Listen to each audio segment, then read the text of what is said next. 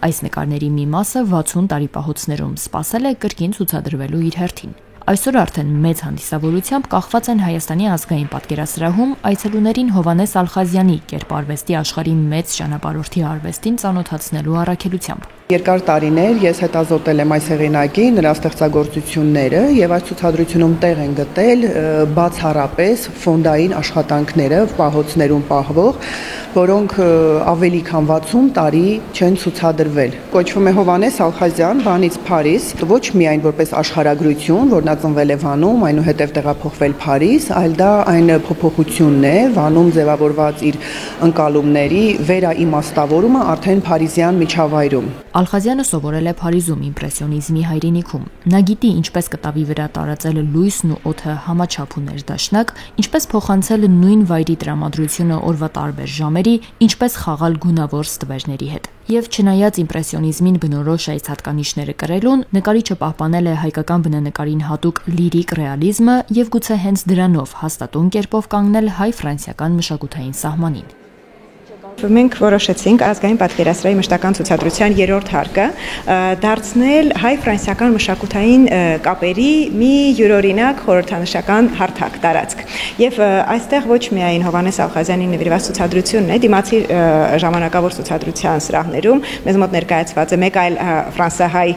կարևորագույն արվեստագետ Ժանսեմը։ Եվ այս երկու պատկերասրահների հարևանությամբ տեղի է ունենում մշակութային մեկ այլ կարևոր իրադարձություն հայ-ֆրանսիացի եւ մի շարք այլ ազգերի ներկայացուցիչների մասնակցությամբ։ Իմպրեսիոնիզմի ուղիներ նախագծի շրջանակում կազմակերպվել է իմպրեսիոնիզմներ, պատմություններ լուսանցքներից միջազգային գիտաժողովը։ Դեռևս 2022 թվականին ազգային պատկերասրահը միացավ իմպրեսիոնիզմի ուղիներ շատ կարևոր միջազգային նախագծին։ Եվ այնուհետև արդեն 2025 թվականին դրա արդյունքը եղավ շատ տեսանելի։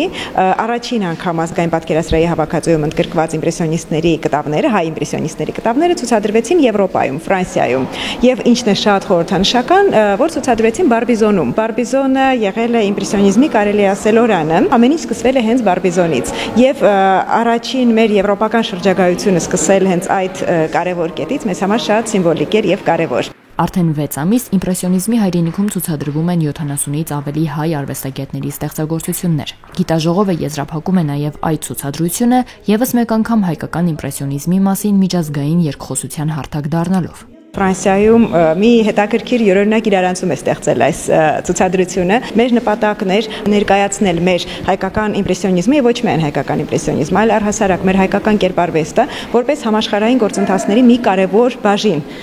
չներկայացնել մեզ լոկալ, մեկուսի։ Այսօր այդ իրարանցումը Ֆրանսիայում վկայում է այն մասին, որ դա հաջողվել է։ Հաջողվել է վերահաստատում է իմպրեսիոնիզմի ուղիներ կազմակերպության նախագահ Պիեր Բեդուելը։ Ֆրանսիայում քչերը գիտեն հայկական իմպրեսիոնիզմի մասին։ Մենք շատ կենտրոնացած ենք ֆրանսիական իմպրեսիոնիզմի վրա, բայց սա շատ լավ միջոց էր մարդկանց միտքը բացելու, նրանց այլ աշխարհ ցույց տալու համար։